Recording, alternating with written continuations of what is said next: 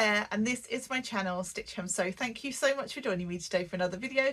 Today's video is a Friday Sews video, so I'm here to talk to you all about what I've been up to in terms of sewing over the last few weeks since I last put out a Friday Sews. So Friday Sews, I'm sure you all know, was created by the lovely Jen from Today in Jen's Sewing Room. It was just a fabulous way of bringing us all together. So don't forget to check out all the other people that post Friday Sews. Just put hashtag Friday Sews into the search bar on YouTube and you'll find all the lovely people that are doing similar types of videos. Not the same, but similar. Anyway, I have got quite a lot to show you this week, which I'm pleased to say, because there was a few things that I've been talking to you about that I've been making but wasn't able to show you, and then I've got a couple of other makes to show you as well. So stick with me and I will go through that. I've also got a piece of fabric to share with you and of course my plans. So stick with me and we'll get cracking. So as I said, I've got a couple of things to show you that I've been working on over the last few weeks that I wasn't able to share with you because the patterns hadn't been released. One of those was the latest Sew Over It pattern, and it was a bag pattern this time, and it was their bucket bag. So I have made one of their bucket bags. It's got a strap here, adjustable strap. It's got like a pull closure, and inside there is a little pocket.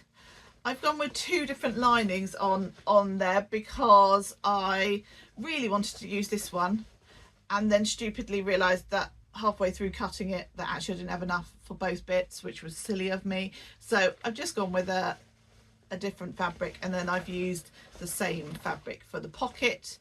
I put quite a firm fusible fleece on this bag, and actually it's probably a little bit too much, and as a result of that mine doesn't gather as much as I would like it to. So if I'm honest with you, I probably won't ever use this for my kind of as an everyday bag, because I'd be worried about kind of my valuables falling out, but I could certainly use it as a little project bag for knitting or cross stitch project or something along those lines. So it won't go to waste, but it's just not quite as successful as I would have liked. I've used quite a firm like cotton drill type fabric on the outside, so that combined with that quite stable fusible fleece, because you know, different fusible fleece, some are quite floppy and others aren't, and perhaps I just went a little bit over the top with this one. But yeah, it's a nice pattern. It's a pretty easy and quick sew to do, and well worth checking out. Now moving on to my next pattern, which again is a bag pattern. This time it's Adam Sew's latest pattern, and it is called the Linda purse, or for us in the UK we would call it a bag, but yes, and here it is. So I have gone with this fabulous Chili's fabric that I had in my stash. Now when Adam asked if I would like to test this, I of course said yes, and I was thinking, what have I got in my stash fabric wise that I think would work for this? And then I've spied this Chili's fabric, which is a cotton canvas that was sort of sat on my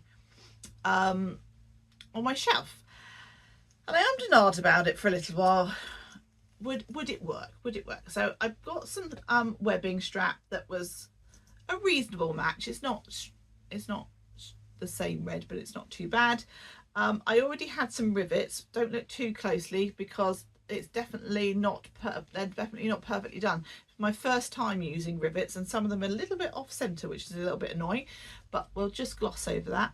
I only had a black or navy zip, so I decided to go for black, and then what I've done is I've added a little black label because I thought that would kind of help tie in when I've sewn on this label, which says imperfectly perfect, which I think is perfect for this bag because there are a few imperfections, it has to be said. I've gone with some black stitching around the edge, and I've also added a little black sort of smiley face label on there as well, just to kind of help tie in that zip. And then in the inside there's a good amount of space. Now for me, this is too big, sorry, for me to use as like a handbag, because I would just overfill it and become too heavy, and then it would hurt my shoulder. Oh, you can add a shoulder strap to this if you kind of use like clip things and attach it to one side, and then to the other you could use it as a with a shoulder strap, or you could add some additional hanging sort of bits from either end, but I didn't include them on this pattern. Inside I have got a welt pocket zip on the inside, which is really nice, and then further towards the bottom there's like a slip pocket that's got divided sections in as well. I've just gone for a plain red fabric on the inside, which I think works quite nicely. Yeah, this is a lovely pattern. It comes together very nicely. Adam has done a tutorial as well, which I personally find really beneficial with any pattern, whether it be one of Adam's or any pattern. I love a kind of a sew along tutorial to refer to if there's any sort of head scratching moments. But actually with a bag pattern in particular, if I'm honest with you, I prefer just to follow along with the video completely, and I very rarely, even other than getting the measurements and stuff, actually refer to the instructions. I just followed along with what the video would say. When I was making this bag pattern, Adam hadn't done the tutorial at that point, so I did follow the instructions. They were great. As I was testing, there were a couple of things that I mentioned, and I'm sure some other people picked up things as well, which is fine. That's what part of doing a pattern test is all about. But the pattern itself is brilliant. I just had a couple of things to feedback to Adam on the instructions, which have all been done now for the actual pattern. So yeah, this one has come out, it's been released, so do head over to Adam's website and channel and check it out, and do have a look at some of the other tester versions as well. There are just some exquisite examples. Oh, really good. Very jealous of some other people's creativity in terms of their designs of, you know, how they've combined fabrics, etc. Gorgeous. Whilst I'm on the thread of talking about Adam Sews patterns, the same day he brought out the Pouchy Pots pattern. Now this is little sort of fabric pots. You can do it in 3 different sizes, and I often will sew Adam's patterns up in advance. I didn't unfortunately have time to do that, but last night I did manage to sew the small version up. I would have loved to have done some of the other sizes as well, but I've run out of foam, so like bag foam, so I only had enough to do the small version, so I'll have to pick up some more. So this is the small version, really great for like little sewing things, but you could use them in any place in your house. So as I say, I've used foam, so it's sort of, they're quite sturdy, they sort of stand up on their own, but obviously there's an amount of flexibility to them. Perfect for you know, your sewing clips or other, you know, threads, etc. Something to have on your desk as just to put bits and bobs in, etc. Or you could put pattern weights in. So yeah, this is the small, there's a medium and then a large, so I'll be interested to make the others as well. So yeah, that is also available on Adam's website. So yeah, brilliant. So moving on to a couple of garment makes. Now my last video to come out was all about Sew April Blouse, my ideas for Sew April Blouse, and that came out earlier in this week. I was hoping to get it out a little bit ahead of when I did, probably a week or before I actually ended up releasing that video, but I took longer to sew up the garment than I was expecting, just because life got in the way. And so yes, that came out on Tuesday, so do head over and watch that. Basically I talked about 4 patterns that I could use, and I had 1 piece of fabric that I could use for any of those fabrics. I then decided on which one I was going to make, and then I sewed it up and I showed it at the end. So I'm just going to talk a tiny bit about this particular make, because obviously I've done a video on it, but I was wearing it at the time, so I couldn't show some of the features. So this is my finished make. I've made the Libby blouse from Sew Over It in this lovely viscose crepe fabric. Thankfully not too much crepe in it, because that it gives me the EVs. So as I say, I've done the Libby blouse. I have done 2 yokes on, so the pattern includes 1 yoke for the back, but I've also I cut 2, and I did the burrito method on the inside, which has worked quite nicely. I've added a little label that says swing it, shake it, move it, make it, that I've just sort of sewn all the way round. And I made a size 18, and I lengthened by maybe 1.5 inches. That's worked out quite nicely. I decided just to slip stitch round the collar. And as I say, in terms of my thoughts and things like that in relation to the pattern, do head over and check out that video. I'll link it in the cards above and the description below.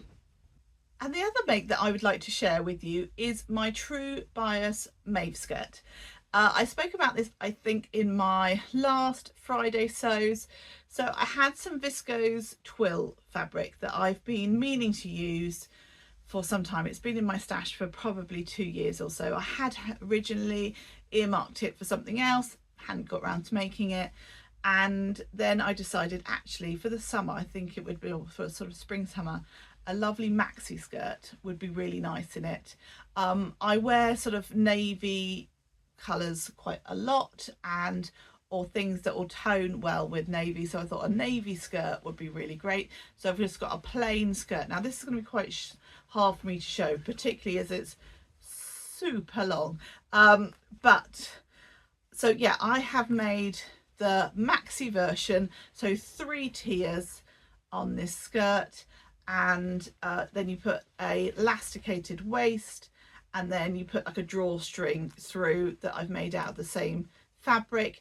The drawstring itself, I would say, is more for detail rather than being particularly functionary, if you see what I mean, but I do think it kind of adds a little bit of detail, which is quite nice. I have added the pockets. Just a fair bit of warning, if you are making this pattern and you're going for the maxi, it comes out long.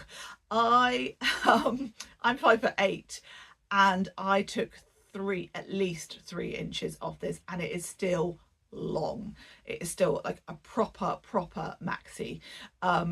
So yeah, if you are shorter than me, you may wish to consider shortening the pieces. So you might want to consider sort of shortening each layer. I just ended up lopping 3 inches off the bottom, but yeah, you might want to consider decreasing the all 3 sort of sections, so that, or at least the bottom 2 if you're going with the maxi, but just something to watch out for.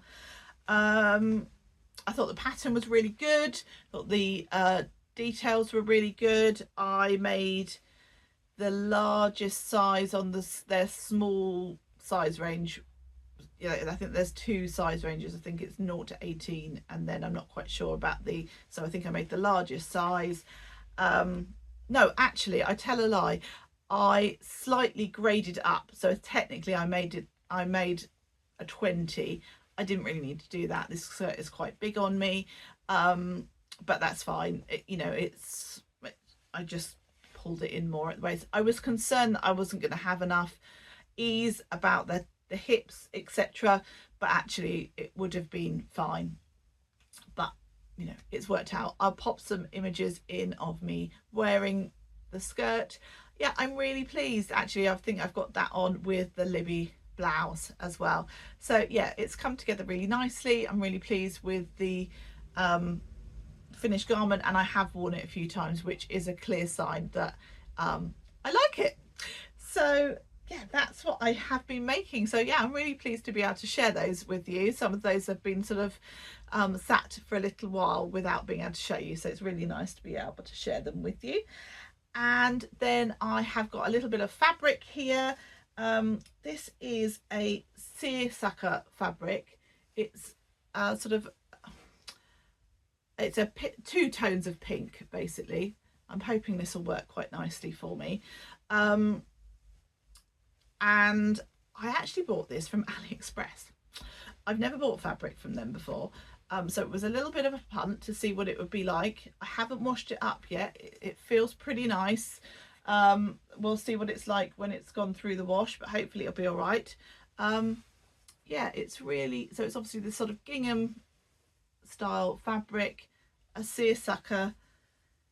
It feels really nice, so yeah, watch this space and see whether it works. But yeah, so far so good, really chuffed with that. Now in terms of plans, I have got a blog type make to make for the lovely Libby at Eliza Mac Fabrics, which will be coming out in June, so I will need to get cracking on that when the bits and bobs arrive from her. And I've also got a collaboration coming up with the lovely Rachael from the French Seam, so watch this space for that. That's also coming out in June.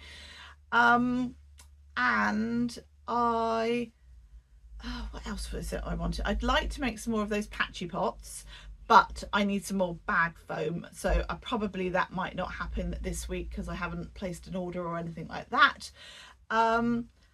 And I would also like to make a t-shirt to go with the maxi skirt. So I've been wearing that quite a lot with some other t-shirts. Like this is a woven style tee, but I've got some fabric that I bought at the Stitch Festival that I'd like to make a t-shirt from. Bear with me and I will grab it. Okay, so this is the fabric and I think it's gorgeous. It's a lot, isn't it?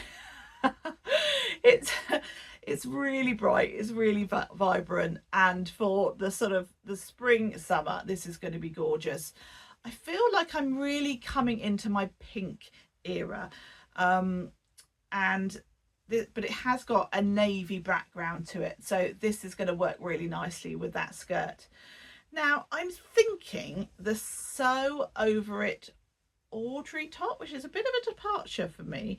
So it's got kind of a boat neck style to it, and it's got like a little bowie type thing or a little tie, which I'm thinking of, which I might do. I also might do the Iris top by Forget Me Not Patterns, which you can do like a nice little detail in, although that would probably get lost a little bit in this fabric. Or I could just do kind of like their standard t-shirt. Yeah, I haven't quite decided, but yeah, a nice sort of t-shirt in this. I've got plenty of fabric to make a t-shirt because I think I've got 1.5 meters. So yeah, I can definitely get a t-shirt out of this.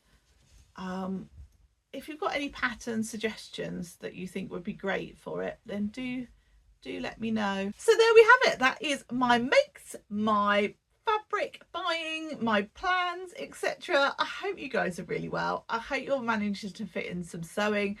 I hope the weather where you are is treating you well. Today, as I'm recording this, it is absolutely glorious, and I think we're set to have a few nice days as well. Not quite sure what the weather's due to do at the weekend, so hopefully, fingers crossed, it will be really lovely and we can get out in the fresh air and have some family time. Anyway, I hope you guys are really, really well, and I will see you again really, really soon. Take care. Happy sewing. Bye bye.